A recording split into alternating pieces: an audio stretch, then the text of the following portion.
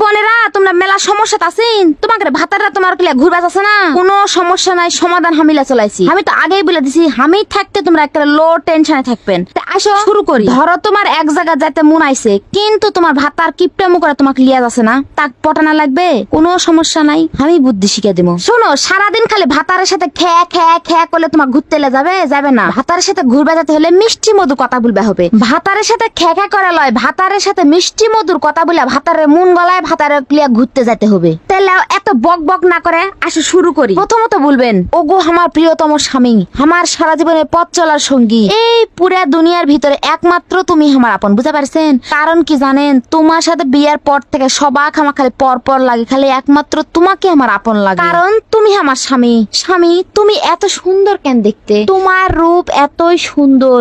এই যে ধরো যে বাংলাদেশের শাকিব খান, হিরো আলম, তারপরে ওই যে সালমান খান, তারপরে আরো কিবা কিবা অমিতাভ বচ্চন, তারপর রিয়াদ বচ্চন আছে না, এগুলার থেকে তুমি হাজার হাজার গুণ ভালো। তুমি যদি খালি নায়কত দাঁড়ান, মানে তুমি যদি খালি ফেসবুকে থেকে ছবি পোস্ট করেন, তোমার খালি সিনেমা করার জন্য টাইনে যাবে, কিন্তু থাক দরকার নাই। তোমার ছবি পোস্ট করলে আবার আমার সমস্যা, কত মিয়াজি পাস লাগবে তোমাকে দেখলে, এতই সুন্দর তোমার হাসি। বুঝতে পারছেন? তোমার এই হাসি দেখলে আমাকে আর ভাত খাওয়া লাগে না, এই জন্য আমি সবসময় কম কম করে ভাত খাই। তুমি দেখেন না, এই একটাই কারণ, অন্য কোনো সমস্যা নাই। তারপরেও আরো বহুত কারণ আছে। শুনো, আমি তোমাকে বলেছি স্বামী, ওই যে বিয়ের পরে যদি বাপ মায়ের থেকে টাকা টুকা ধারলি, তাহলে আবার সেগুলা ফেরত দেওয়া লাগে, কিন্তু তোমার টাকা কোনোদিনও ফিরে দেওয়া লাগে না। তোমার থেকে যেটা ধারলি ওটা আল্লাহর নামে চলে যায়। স্বামী বইয়ের দায়িত্ব লয়, কোনো ঋণ পরিশোধ করার চিন্তা থাকে না। তাহলে কও স্বামী, তুমি আমার সবচেয়ে আপনজন লয়, তুমি আমার পৃথিবী, তুমি আমার সব, তুমি দায়িত্ব লিয়ে যদি আমাকে পুরা পৃথিবী ঘুরে না দেখান, তাহলে তোমার ওই টাকা দিয়ে তুমি কি করবে? না বলো তো, আমার জন্যই তো তুমি সব করছেন। আমার দিকে একবার তাকাও, অসহায় চোখ আমার মন চাই তোমার সাথে এনা পাহাড় তুটি, আমার মন চাই তোমার সাথে মেঘ দেখি, আমার মন চাই তোমার সাথে পদ্মা যমুনার পাড়ত যা বসে থাকি, আমার মন চাই তোমার সাথে রিক্সা চড়া ঘুরতে, আমার মন চাই পর্দায় পাড়ত যা তোমার সাথে ফুচকা খাতে, আমার মন চাই তোমাকে সারা বিশ্ব ঘুরে দেখ। তুমি আমাকে কত যত্ন করে বিয়ে করে লিয়ে আনিছিলেন না?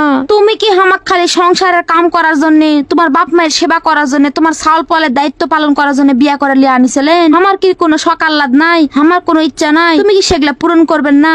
তোমার বস্তা ভরা টাকা, এতগুলা ধান, এতগুলা তালাত রসুন পেঁয়াজ থুইছেন, এগুলা তুমি কি করবেন? আমি তোমার বউ, আমি যদি তোমার প্রতি খুশি না থাকি, আমি যদি তোমার প্রতি সন্তুষ্ট না থাকি, তাহলে তো তোমার এগুলা টাকা দিয়ে কোনো লাভ নাই। কারণ তুমি একবার ভেবে দেখো, এই পুরো পৃথিবীর মধ্যে আমার মতন করে তোমাকে কেউ ভালোবাসে? একবার তুমি ভেবে দেখো, এই পৃথিবীর মধ্যে তুমি আমার, আমি তোমার, এছাড়া আর কেউ কারো লয়। এছাড়া সবাই যে যার মতন তারটা ভাবতে ব্যস্ত, খালি আমি তোমার কথা ভাবি, আমি তোমার খালি যত্ন লি। দেখো, এত স্যাঁচরামি এত কিপটামি না করে আমাকে সারা দেশ ঘুরে বেড়াও। চলো তোমার কাঁধে মাথা রেখে পুরো দেশ ঘুরি, পুরো দেশ ঘুরে বেড়াই, উপভোগ করি, আনন্দ করি, উল্লাস করি। তুমি কি আমাকে ভালোবাসেন না? আমার জন্য কি তোমার এনাও মায়া হয় না? যদি মায়া লাগে, যদি মিশ্রণে না ভালোবাসা থাকে, তাহলে এখন থেকে প্রতি মাসে আমাকে না ঘুরতে লিয়ে যায় লেও। আর কত জ্ঞান দিব তোমারও, আমি হিপে গেন।